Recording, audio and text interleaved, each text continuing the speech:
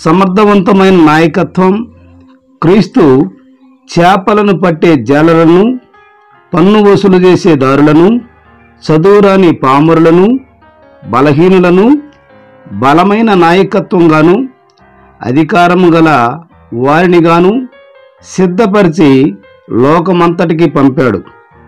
మేము నాయకులమని చెప్పుకుంటున్న నేటి సేవకులు, యవనస్తులు మొదట శిష్యరికం కానీ, తదుపరి మంచి నాయకత్వం చూసి కానీ తర్ఫీదు చేయటంలో పరిపూర్ణత కలిగి ఉండాలి.